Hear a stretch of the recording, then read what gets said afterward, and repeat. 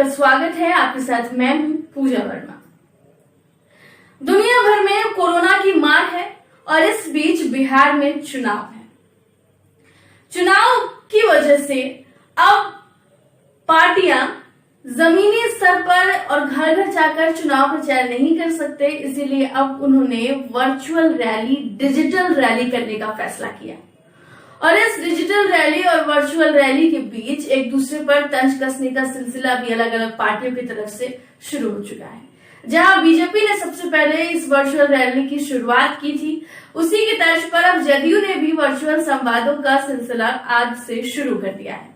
हालांकि विपक्ष ने इस पर खूब ताने बाने मारे, लेकिन उससे जदयू को कोई फर्क नहीं पड़ता, वो तो अपनी रैली करेगी ही। और विपक्ष का काम भी है कि वो लगातार रैलियों को लेकर के और इस तरीके की बातों को लेकर विपक्ष की भूमिका निभाए। और बिहार में खास तौर पर यह देखा जाता है कि विपक्ष काफी एक्टिव और अपनी भूमिका पूरी तरीके से निभा रही है। लेकिन आज बात करेंगे इस वर्चुअल रैली की, जिसका नाम निश्चय संवाद रखा गया था। आज के इस निश्चय संवाद में बिहार के मुख्यमंत्री नीतीश कुमार और जदयू के प्रमुख नीतीश कुमार, इन्होंने कई बातों को जनता के सामने रखने की कोशिश की है। आज उन्होंने लालू राबड़ी शासनकाल की जो भी बातें थी, जो उस वक्त डेवलपमेंट्स हुए, जो उस वक्त प्रगति हुए, जो उस वक्त खामियां थी, उनको आज की तुलना में लोगों को बताया।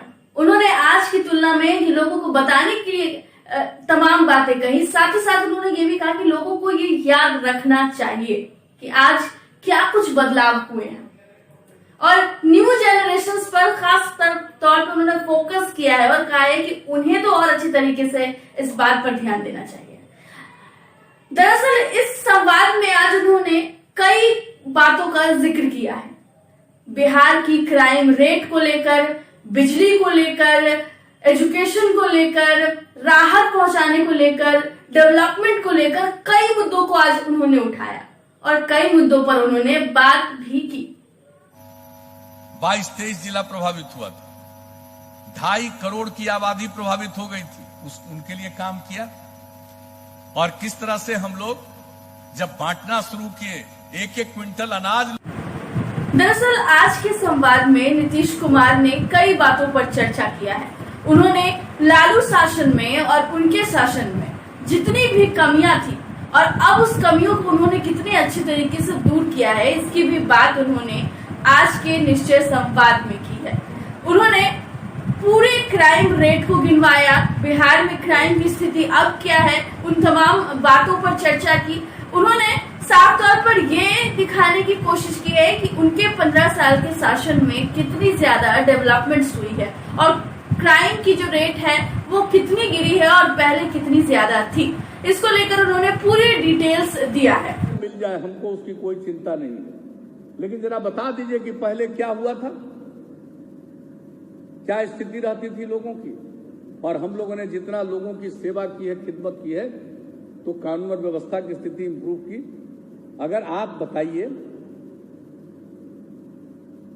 आप जरा एक बात देख लीजिए, हर साल केंद्र सरकार के द्वारा प्रकाशित होता है पूरे देश का, हर एक राज्य का, कि कहां कितना कौन सा क्राइम हुआ है, उसके बारे में फिगर निकलता है। अभी 2018 का निकला है, तक उसका निकला है। 2018 में क्या है जी, अपराध का आंकड़ा अब ये समझ लीजिए, राष्ट्रीय औसत दर, देश भर का नेशनल एवरेज राष्ट्रीय औसत दर है प्रति लाख की जनसंख्या पर जो अपराध की संख्या है 383.5 है देश में औसत 1 लाख की आबादी पर, और बिहार का 1 लाख की आबादी पर औसत अपराध है 222.1। यानी बिहार का स्थान देश में आपराधिक मामले में 23वां नंबर पर है। जरा ठीक से कोई बात करिए। इंसिडेंट्स होता, कुछ आदमी तो गड़बड़ मिजाज का रहता, आप कितना भी इंतजाम कर दीजिए, कुछ न कुछ बाएं दाएं करता ही है इसमें स्थान। अभी जान लीजिए कि महिला अपराध में लोग इधर उधर प्रकाशित करते हैं। देश में बिहार का स्थान है 29वां महिलाओं के अपराध में। बलात्कार में देश का जो एवरेज है उस हिसाब से जो होता है बिहार का स्थान है 33वां और सामान्य अपहरण में तो 23वां। मैंने हम बता दिया आपको। तो एक एक चीज, गृह भेदन, घर के दीवार दरवाजा तोड़कर घर में घुस जाना 19वां, लूट में 29वां, लूट में 19वां, डकैती में 16वां, तो इस प्रकार से, और हत्या में 11वां।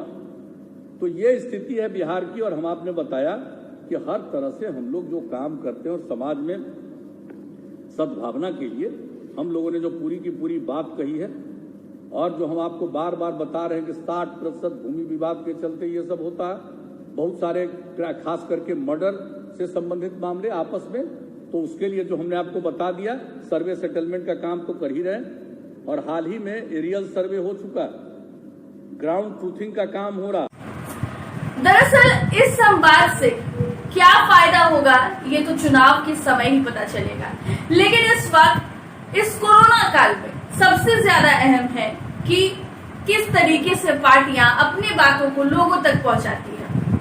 आजकल डिजिटल माध्यम का उपयोग सभी पार्टियां कर रही हैं। बीजेपी ने इस डिजिटल रैली की शुरुआत की और उसी को फॉलो जदयू कर रही है। हालांकि इस डिजिटल रैली को लेकर विपक्ष लगातार तंज कसते हैं और कहीं न कहीं ये उनका काम है। लेकिन इस डिजिटल रैली को लेकर लगातार विवादों के बाद भी जदयू डिजिटल रैली कर रही है, डिजिटल संवाद कर रही है। हालांकि इस डिजिटल रैली को होना इस वक्त जरूरी भी है, क्योंकि कोरोना काल चल रहा है और हर घर जाकर और सड़कों पर पहले की तरह अब रैलियां निकालकर लोगों से नहीं जुड़ा जा सकता, क्योंकि कोरोना काल की अब मांग भी कहीं न कहीं यही है। इसी वजह से लगातार सभी पार्टियां अब डिजिटल प्लेटफॉर्म पर ज्यादा एक्टिव नजर आती है। हालांकि विपक्ष बात करती है डिजिटल रैलियों की, लेकिन आजकल डिजिटल एक्टिव विपक्ष भी है। तभी तो चाहे वो ट्विटर हो या फेसबुक, हर जगह एक्टिव नजर आ रहे हैं और हर जगह अपने कामों को दर्शाने की कोशिश कर रहे हैं।